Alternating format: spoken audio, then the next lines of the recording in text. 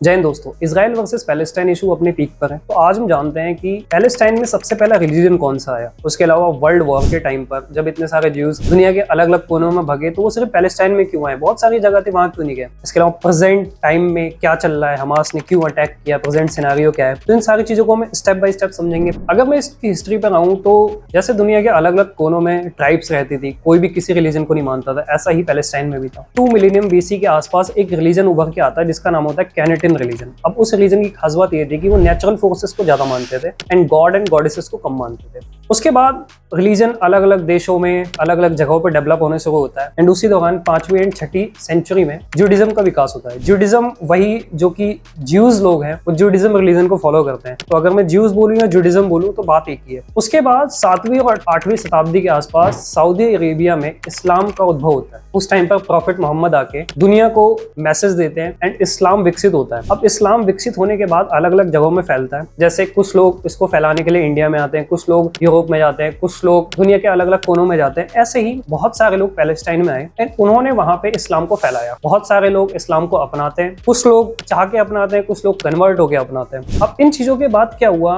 जो जूडिज्म था और जो अलग अलग रिलीजन थे यानी कि जो क्रिश्चियनिटी थी या फिर इस्लाम था, इन सबके बीच एक कन्फ्लिक्ट पैदा हुआ जिसमें कि जो ज्यूश पीपल थे उनका बहुत ज्यादा परसिक्यूशन हुआ। जो अलग अलग एम्पायर मेडिवल पीरियड में हुए उन्होंने ज्यूस का इतना ज्यादा परसिक्यूशन किया वहां पे कि उन लोगों को वो जमीन छोड़ के भागना पड़ा एंड वो दुनिया के अलग अलग कोनों में, जैसे कि यूरोप में जाके सेटल हो गए, अफ्रीका में जाके सेटल हो गए, ऐसी ऐसी जगह पे वो जाके सेटल हो जाते हैं। अब इसके बाद अगर हम डायरेक्टली जंप करते हैं वर्ल्ड वॉर 1 के टाइम पे, वर्ल्ड वॉर 1 के टाइम पे 2 ग्रुप थे। एक ग्रुप में ऑटोमन एम्पायर फाइट कर रहा था, उसके साथ साथ जर्मनी था, ये लोग फाइट कर रहे थे। दूसरे ग्रुप में यूएसए हो गया, ब्रिटेन हो गया, ये लोग फाइट कर रहे थे। अब इस लड़ाई में क्या होता है, ऑटोमन एम्पायर यानी जो एक मुस्लिम एम्पायर था उसकी हार हो जाती है। उस डिफीट के बाद जब ब्रिटेन डायरेक्टली कंट्रोल करती है पैलेस्टाइन को, उसके बाद क्या होता है, जो अलग अलग कोनों में जो लोग थे इजराइल के, वो अलिहा करने के लिए वापसी इजराइल आ जाते हैं। अब अलिहा क्या है, मैं आपको एक छोटा सा बताता हूँ अलिहा के बारे में। दुनिया के अलग अलग कोनों से इजरायली पीपल ये देख के कि ब्रिटेन का डायरेक्टली रूल आ गया है पैलेस्टाइन के ऊपर, वापसी आना शुरू कर देते हैं। अलिहा के हिसाब से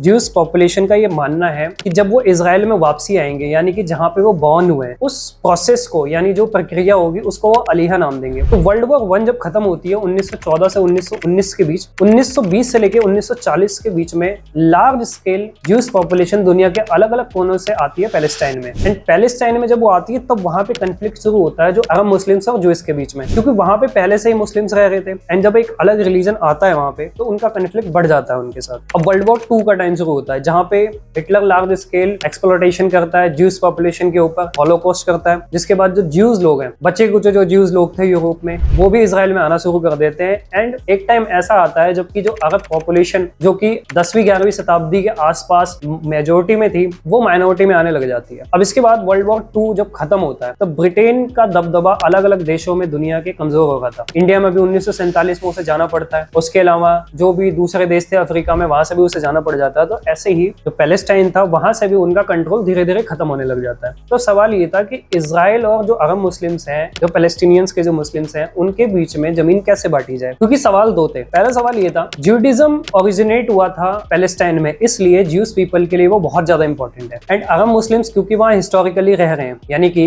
जब इस्लाम का ओरिजिन हुआ उसी के कुछ सालों बाद से अरब पॉपुलेशन वहां पे रह रही है। एंड जो लोग कन्वर्ट हुए थे, ऐसा नहीं था कि वो कहीं से बाहर आए थे, वो लोग पहले से रह रहे थे, जस्ट उनका रिलीजन चेंज हुआ था तो वो लोग वहां पे रह रहे हैं, ज्यूस पीपल वहां पे रह रहे हैं। लेकिन रिलीजन के डिफरेंस की वजह से वहां पे 2 अलग अलग नेशंस की मांग उठती है। तो ये मुद्दा जाता है यूनाइटेड नेशंस में, यूएन में जाता है ये मुद्दा। अब वहां पर जाने के बाद यूएन एक सजेशन देता है, वो कहते हैं कि आप ऐसा करो, आप 2 नेशन बनाओ, आप एक नेशन का नाम इजराइल रख दो, दूसरे का नाम पैलेस्टाइन रख दो। एंड जो जेरूसलम वाला एरिया है, जेरूसलम एक पवित्र एरिया माना जाता है जहां पे ऐसा माना जाता है कि बहुत सारे रिलीजन जैसे कि क्रिश्चियनिटी हो गई, इस्लाम हो गए, जूडिज्म हो गए, इसके बहुत सारे मैसेंजर वहां पे आए हुए हैं। एंड वहां पे अल अक्सा मॉस्क, जिसका सिग्निफिकेंस ऐसा है कि मक्का मदीना के बाद उसको सबसे प्योरेस्ट जगह मानी जाती है, वो जगह भी जेरूसलम में आती है। तो यूएन कहते हैं कि आप 2 नेशन बनाओ एंड जो जेरूसलम वाला एरिया है उसको आप इंटरनेशनल कंट्रोल में दे दो, यानी कि उसको संभालेगी यूएन, ताकि वहां पे कोई कंफ्लिक्ट पैदा ना हो। लेकिन ये जो यूएन का सजेशन होता है ये कंट्रीज नहीं मानती। अब इजराइल क्या करता है, इजराइल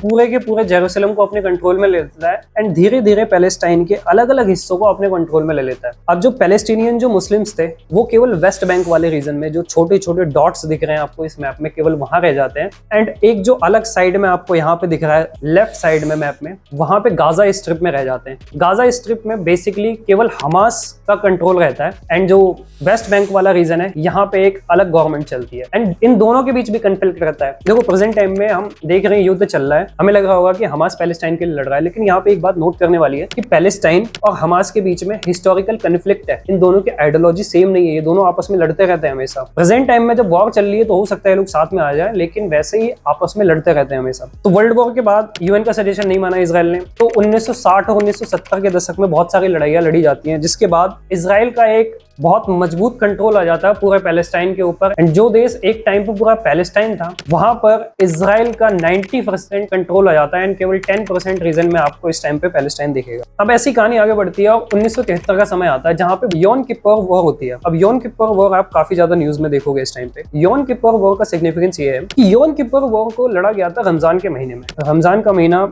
एक ऐसा महीना होता है जिसको इस्लाम में बहुत ज्यादा प्योर मंथ माना जाता है, जहाँ पे लोग अल्लाह को वर्शिप करते हैं, रोजे रखते हैं एंड नॉन वायलेंस में बिलीव रखते हैं। अब उस टाइम पर भी हमास ने इजराइल को अटैक कर दिया था। अब वो बहुत अनएक्सपेक्टेड अटैक था क्योंकि इजराइल को ये कभी नहीं लगा था कि 1973 में रमजान महीने के टाइम पे हमास हम पे अटैक कर सकता है। क्योंकि हमास क्या कहता है, हमास ये कहता है कि हम एक इस्लामिक कॉज के लिए लड़ रहे हैं, हम पैलेस्टाइन के लिए लड़ रहे हैं। तो अगर आप पैलेस्टाइन के लिए लड़ रहे हो तो आप इस्लामिक वैल्यूज को तो फॉलो करोगे ना, लेकिन वो इस्लामिक वैल्यूज को भूलते हुए रमजान के महीने में दूसरी कंट्री पे वॉर छेड़ देते हैं। हालांकि उस वॉर के बाद इजराइल रिटेलिएट करता है एंड जो भी एरिया इजराइल खोता है उस एरिया को वो दोबारा से पा लेता है। अब ये एक हिस्टोरिकल बैकग्राउंड है। अब प्रेजेंट टाइम में मैप ऐसा है जहाँ पे वेस्ट बैंक में आपको पैलेस्टाइन दिखेगा छोटे छोटे डॉट्स में, एंड ये जो लेफ्ट वाला साइड ऊपर दिख रहा है आपको, यहाँ पे आपको मिलेगा गाजा स्ट्रिप। गाजा स्ट्रिप में आपको कुछ पैलेस्टीनियंस मिलेंगे, लेकिन बेसिकली वहां पे कंट्रोल है हमास का, जो कि एक मिलिटेंट ग्रुप है एंड ये एक टेररिस्ट ऑर्गेनाइजेशन है जिसको यूएन ने टेररिस्ट घोषित कर दिया है। अब मैं अगर प्रेजेंट सिनेरियो की बात करता हूँ तो अभी से कुछ दिन पहले 7 और 8 अक्टूबर के बीच हमास ने हजारों की संख्या में रॉकेट दाग दिए इजराइल के ऊपर। अब उन अटैक्स में कम से कम हजारों लोगों की मौत हो जाती है, इंफ्रास्ट्रक्चर का नुकसान होता है, बहुत सारी इकोनॉमिक एक्टिविटीज हो जाती है। जो लोग अलग अलग जगहों पे बॉर्डर्स पे पार्टी कर रहे थे उन लोगों को किडनैप कर लिया जाता है। बहुत सारे लोगों को हॉस्टेजेस बना के उनकी जो वीडियोज हैं वो सोशल मीडिया पे दिखाई जाती है। महिलाओं को, सोल्जर्स को, बच्चों को, इन सबको किडनैप कर लिया जाता है उसमें। अब इसके जवाब में इजराइल भी रिटेलिएट करते हैं, वो भी अटैक करते हैं। उसमें भी जो पैलेस्टाइन के जो आम जनता है उनकी काफी सारी मौत होती है। उसके अलावा जो भी फूड एंड वाटर सप्लाई है पैलेस्टाइन का उसे वो क्लोज कर देता है। जो यूरोपियन यूनियन है जो भी एड देती थी पैलेस्टाइन को, उनके रेफ्यूजीज को, वो क्लोज कर देता है। इसके अलावा यूएसए का इस टाइम पे कहना है कि उन्होंने अपने जो वॉर हेड्स हैं, जो मिसाइल्स वगैरह हैं, वो पैलेस्टाइन की तरफ कर दिया है कि इन केस अगर उनको कोई जरूरत पड़ती है देन वो पैलेस्टाइन पे डायरेक्टली अटैक कर देंगे। अब ये प्रेजेंट सिनेरियो है, लेकिन इसमें इंडिया का क्या रोल है? देखो इंडिया का कोई साफ रोल नहीं है इसमें। अगर मैं बात करूं पैलेस्टाइन कॉज की कि क्या पैलेस्टाइन को हमें सपोर्ट करना चाहिए, देखो पैलेस्टाइन कॉज गलत है या नहीं है वो अपने आप में अपने अपने विचार हो सकते हैं, लेकिन जो तरीका है यानी कि आम सिविलियंस के ऊपर अटैक करना, उनके ऊपर मिसाइल्स गिराना, हजारों लोगों की मौत करना, ये तरीका गलत है। आई थिंक ये किसी भी रिलीजन में नहीं होगा कि आप ऐसे आम जनता को मारो उसके बाद आप देश लो। आप मिलिट्री टू मिलिट्री लड़ सकते हो, आप अपनी मिलिट्री को भेजो, दूसरी कंट्री की मिलिट्री से लड़ो एंड वॉर करो, क्योंकि वो वहां तैयार लोग खड़े हैं, वो वहां गए कॉम्बैट करने के लिए, लेकिन आम जनता का उसमें कोई रोल नहीं है। अभी भी इजराइल ने जो किया वो भी गलत है, क्योंकि इजराइल ने क्या किया, मिसाइल जो दागी उसमें भी पैलेस्टाइन के आम जो लोग थे उनकी डेथ हुई है। तो इनकी तरफ से भी ये चीज गलत है, उनकी तरफ से भी वो चीज गलत है। एंड एक और चीज, जो इंडिया में जो लोग या फिर अलग अलग देश में जो लोग हमास को सपोर्ट कर रहे हैं, तुम बता दो हमास एक डेजिग्नेटेड टेररिस्ट ऑर्गेनाइजेशन है। तो आप मुस्लिम कॉज को या पैलेस्टाइन कॉज को सपोर्ट नहीं कर रहे, आप एक डेजिग्नेटेड टेररिस्ट को सपोर्ट कर रहे हो जो कि टेररिज्म फैला रहे चारों तरफ। अब इन्हीं सपोर्ट्स की वजह से तालिबान आ गया अफगानिस्तान में, इन्हीं सपोर्ट्स की वजह से सीरिया में ISIS का इतना बड़ा रोल है, इन्हीं सपोर्ट्स की वजह से पाकिस्तान में टेररिज्म इतना ज्यादा फैल रहा है। तो अगर कंटिन्यूअसली लोग रिलीजन के नाम पे टेररिज्म को सपोर्ट करते रहेंगे तो ये जो टेररिस्ट लोग हैं रिलीजन का नाम लेके कुछ भी करते रहेंगे। ये वॉर क्या है? ये वॉर कुछ भी नहीं है, रिलीजन नहीं है, ये जस्ट जियोपॉलिटिक्स है। जियोपॉलिटिक्स में क्यों कह रहा हूँ, अगर ये रिलीजियस वॉर होती तो इतने टाइम से अल-अक्सा मॉस्क में चीजें चल रही हैं, वहां पे ऐसा बताया जा रहा है कि प्रोसिक्यूशन हो रहा है पैलेस्टीनियंस का, बहुत लोग कह रहे हैं कि वहां पे पैलेस्टीनियंस को वर्शिप नहीं करने दिया जा रहा, ज्यूज आके जबरदस्ती वर्शिप कर रहे हैं वहां पे, ये सारी चीजें वहां बहुत टाइम से चल रही हैं। तो आपने पहले से अटैक क्यों नहीं किया उस पर? आपने उस टाइम पर अटैक किया जब इजराइल और सऊदी अरेबिया की दोस्ती हो रही थी, जब इजराइल और यूएई की दोस्ती हो रही थी, जब इंडिया एक मिडिल ईस्ट कॉरिडोर बना रहा था जो कि एक इंफ्रास्ट्रक्चर प्रोजेक्ट होता। आपने ऐसे टाइम पे अटैक किया, वर्ल्ड को, जो मुस्लिम वर्ल्ड है, जो मिडिल ईस्ट है, आप उसको कंफ्यूजन में डाल दो। आपने मिडिल ईस्ट को कंफ्यूज कर दिया है कि वो किसका सपोर्ट करें, वो इजराइल का सपोर्ट करें ना करें, क्योंकि अगर वो इजराइल का सपोर्ट करेंगे तो वो एंटी मुस्लिम कहलाएंगे, अगर वो इजराइल का सपोर्ट नहीं करेंगे तो जो ये इंफ्रास्ट्रक्चर प्रोजेक्ट्स हैं ये सारे बंद हो जाएंगे। तो फ्यूचर पर्सपेक्ट यही है इसका कि इंटायरली जियोपॉलिटिक्स गेम है ये सारा। इसमें ईरान का बहुत बड़ा रोल है, ईरान की जो इंटेलिजेंस एजेंसीज है उनका बहुत बड़ा रोल है, चाइना के इंटेलिजेंस एजेंसीज का बहुत बड़ा रोल है, रशिया के इंटेलिजेंस एजेंसीज का बहुत बड़ा रोल है। इनको जो मिसाइल वॉरहेड्स प्रोवाइड किए गए हैं वो कहीं ना कहीं से इन्हीं सारे देशों से प्रोवाइड किए गए हैं, ताकि एक स्टेबिलिटी क्रिएट की जाए, एक कंफ्यूजन क्रिएट की जाए कि वो आपस में दोस्ती बनाए या ना बनाए। देखो एक बात ध्यान रखना, जब तक सऊदी अरेबिया, इजराइल, यूएई आपस में दोस्त रहेंगे तब तक ये लड़ाई चलती रहेगी। क्यों चलती रहेगी? तब तक हमास कुछ ना कुछ ऐसा करता रहेगा कि वो कंफ्यूज कर दे इनको कि दोस्ती बनाए ना बनाए। जैसे ही वो शांति बनाएंगे ये भी शांत हो जाएंगे, इनकी पैलेस्टाइन कॉज खत्म हो जाएगी तुरंत ही।